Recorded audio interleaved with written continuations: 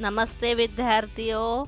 आज हम परिसर अध्ययन भाग 1 में घटक 6 नियम सबके लिए इसका अध्ययन करने वाले हैं।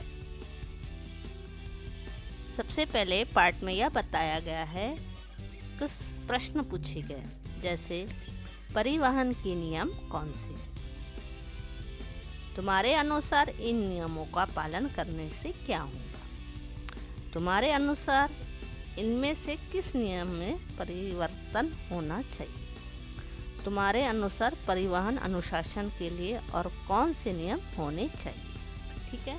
अब परिवहन एक जगह से दूसरे स्थान जाने के लिए हम क्या करते हैं, वाहनों का उपयोग करते हैं। ठीक है ना।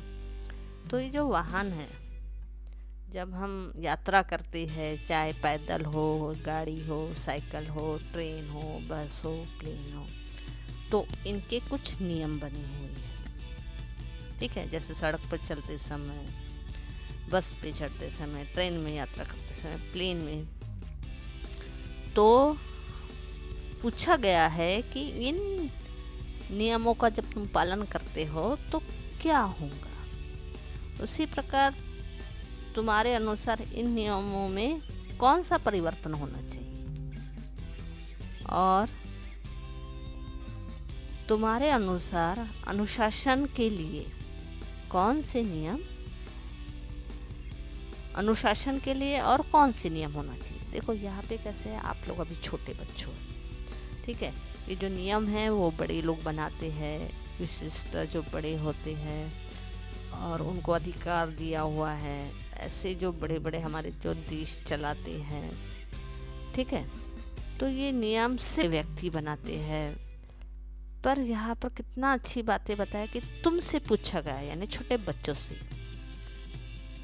कुछ कुछ ऐसी चीजें होती है। देखो ये जो नियम है बड़े लोगों ने जरूर बनाए हैं, बड़े लोगों के बनाने के बावजूद भी नियमों का पालन नहीं हो रहा है और एक्सीडेंट हो रहे हैं, दुर्घटनाएं हो रही है।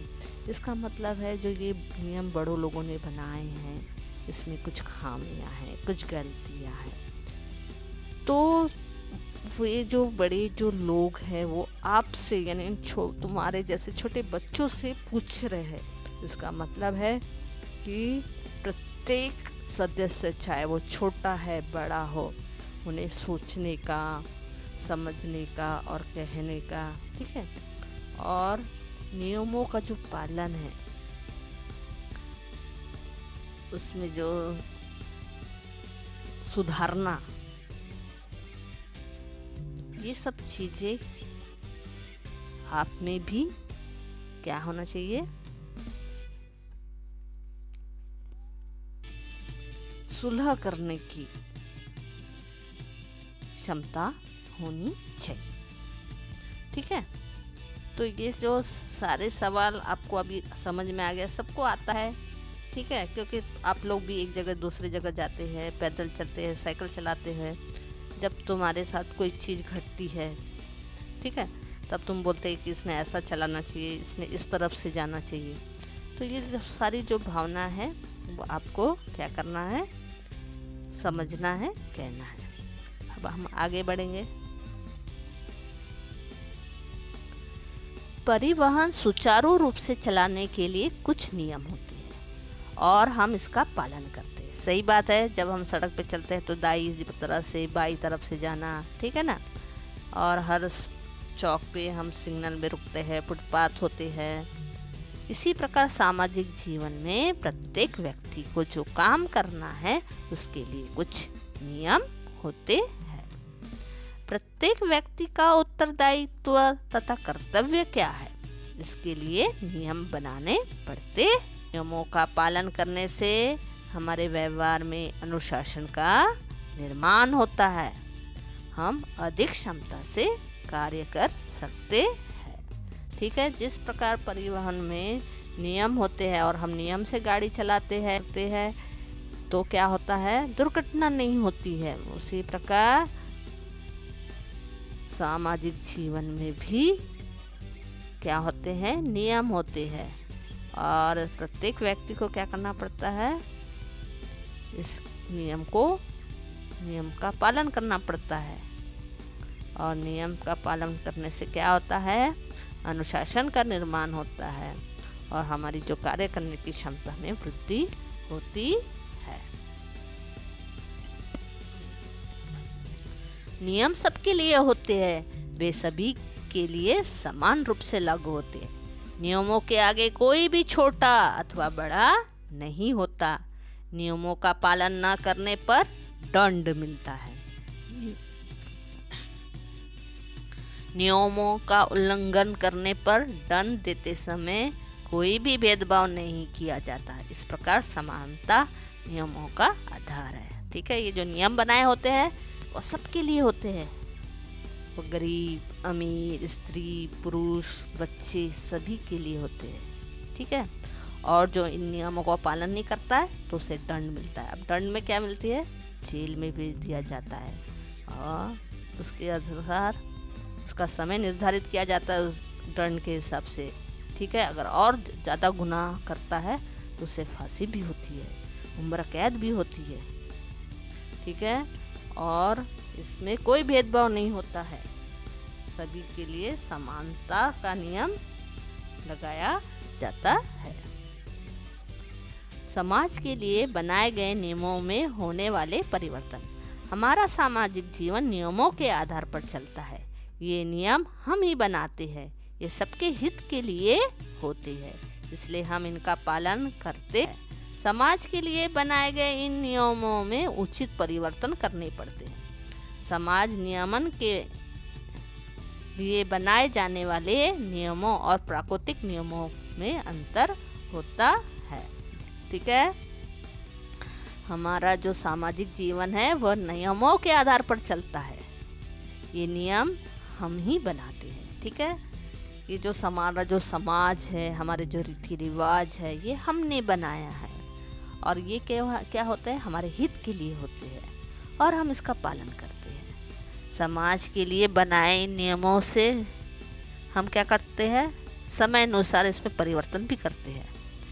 समाज नियमन के लिए बनाए जाने वाले नियमों और प्रकृति के नियमों में अंतर होता है। जो प्रकृति के जो नियम होते हैं और जो समाज जो बनाता है, इनमें अंतर होता है। प्रकृति का व्यवहार प्रकृति के नियमों के अनुसार चलता है। ठीक है ना, प्रकृति का जो व्यवहार है वो प्रकृति के हिसाब से चलता है, जैसे दिन होना, रात होना, वर्षा ऋतु, ग्रीष्म ऋतु, शीत ऋतु, ग्रहण। ठीक है ना, सूर्य का सूर्यास्त, अस्त होना, भूकंप आना, ये जो प्रकृति के नियम है वो प्रकृति के अनुसार होते हैं, इन्हें हम बदल नहीं सकते। सूर्य का उगना तथा अस्त होना, ऋतु चक्र का परिवर्तन कभी भी नहीं रुकता। गुरुत्वाकर्षण बल का नियम बदलता नहीं। समुद्र का ज्वार भाटा, चंद्रमा की बदलने वाली कलाएं, ये सभी घटनाएं प्रकृति के नियमों के अनुसार होती रहती है। प्रकृति के नियम अधिक स्थिर तथा निश्चित होते हैं। ये काल बाह्य नहीं होते, परंतु मनुष्य के लिए बनाए गए नियमों में परिस्थिति के अनुसार परिवर्तन करने पड़ते हैं। यानी काल बाह्य यानी समय अनुसार परिवर्तन। ये जो ऋतु चक्र है, जो प्राकृतिक नियम है, वो सदियों से चला आता आ रहा है। ठीक है, ये कभी समाप्त नहीं होता। जब तक धरती है, सूर्य है, ये नियम होते रहेगा। ठीक है, ये बात और कुछ है कि पर्यावरण में संतुलन और असंतुलन होने से ज्वार भाटा कभी अधिक कम ज़्यादा हो सकता है।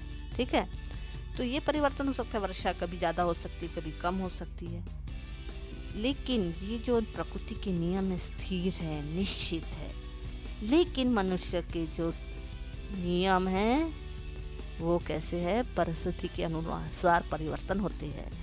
कुछ जो पुराने नियम हैं, आपने देखा होगा, पहले सती प्रथा थी, विधवा का ये था, विधवा विवाह नहीं होता था। यानी कुछ जो रीति रिवाज है वो काल बाह्य हो गए हैं, यानी उनको नकारा गया है।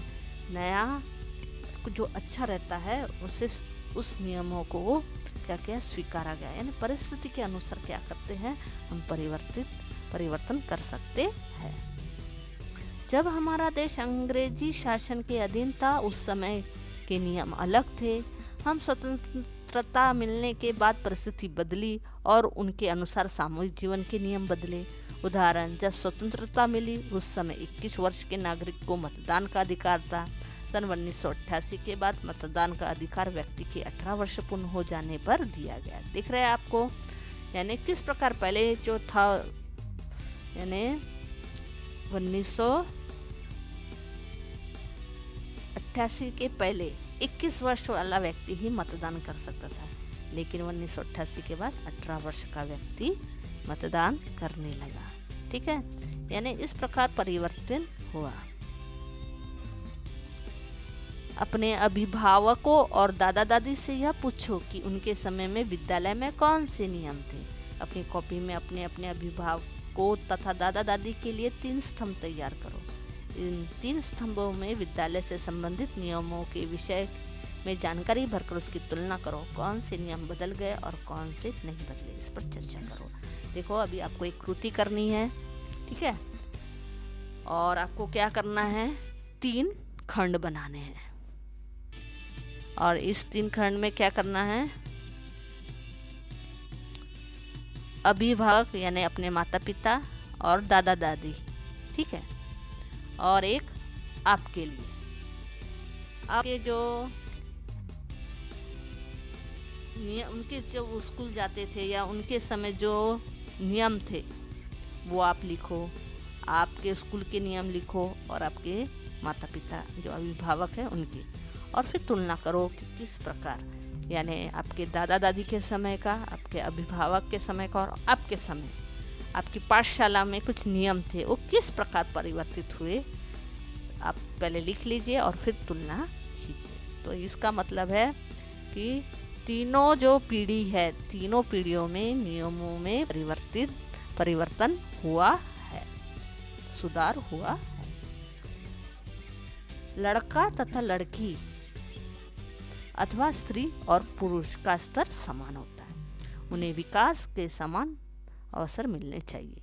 ठीक है, जब हम तुलना करेंगे तो हमें समझ में आता है कि पहले स्त्रियों के साथ, लड़कियों के साथ कैसा व्यवहार किया जाता था। पहले जो प्राचीन के समय लड़ा जाता था, बहुत नियम थे, लेकिन अब अभी के जब आप देखते हो नियम, उसमें क्या बताया गया है, जो स्त्री पुरुष होते हैं, जो लड़का लड़की होते हैं, उन्हें क्या माना गया है, समान, और उनको विकास के समान अवसर मिलने चाहिए। अब यहाँ पे देखिए, ये जो सर है यानी गुरुजी, सभी आयु वर्ग के व्यक्तियों को पौष्टिक भोजन की आवश्यकता होती है। ठीक है, ये कह रहा है, तो लड़की देखो क्या बोल रही, क्या लड़कियों को उतने पोषक आहार की आवश्यकता नहीं होती जितना लड़कों को होती है। मेरे घर में कहा जाता है कि केवल भाई को पौष्टिक भोजन की आवश्यकता है। इस प्रसंग में क्या बताया गया है, इस जो लड़की के घर में सिर्फ भाई को ही पौष्टिक आहार दिया जाता है और लड़कियों को नहीं, क्योंकि उन्हें ज़्यादा आवश्यकता होती है। और ये गुरुजी क्या कहते हैं कि सभी आयु व्यक्तियों को पौष्टिक आहार की आवश्यकता है। तो इसका मतलब है कि अभी भी बहुत से घर में, परिवार में लड़का लड़कियों के में असमानता का स्तर देखा गया है। लड़कियों को कम महत्व दिया जाता है, उन्हें खान पान या शिक्षा उचित तरह से नहीं मिलती जितना कि लड़कों को।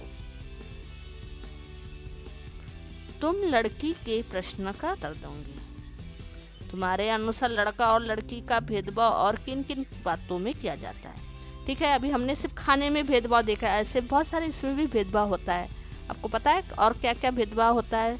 यहाँ पर जितने भी जो आपकी जो लड़कियां हैं वो बराबर बताएंगी कि तुम्हारी मम्मी तुम्हारे साथ कैसा व्यवहार करती है, क्या कहती है भाई के साथ, और उसी प्रकार पिताजी का भी व्यवहार आपने देखा होगा। ऐसे बहुत सारे आपने ये जो असमानता देखते हैं, आपके माता पिता, आपके दादा दादी आपसे जो बर्ताव करते, व्यवहार करते हैं, ये जो भेदभाव करते हैं, ऐसे कौन कौन से जो भेदभाव है आप बता सकते हैं। लड़का तथा लड़की के बीच भेदभाव करना अनुचित है। तो मैं उन सब से कहना चाहती हूँ कि आपके अगर ऐसा भेदभाव होता है तो आप उन्हें समझाएं। ठीक है, क्योंकि आज जो वर्तमान युग है इसमें स्त्री पुरुष, लड़का लड़की को समानता का दर्जा दिया गया है। लड़का लड़की के बीच भेदभाव करना अनुचित है। लड़कियों को आहार कम देना अथवा उसे विद्यालय में न भेजना उन पर अन्याय करना है। ऐसा अन्याय समाज के अन्य घटकों पर भी होता दिखाई देता है। ठीक है, अभी आपको दिखाया ना चित्र में, वो चित्र में क्या दिख रहा था, लड़की लड़कों पे भेदभाव होता है। ठीक है, आगे का भाग हम आगे के वीडियो में देखेंगे। धन्यवाद। लाइक, सब्सक्राइब और शेयर जरूर कीजिए।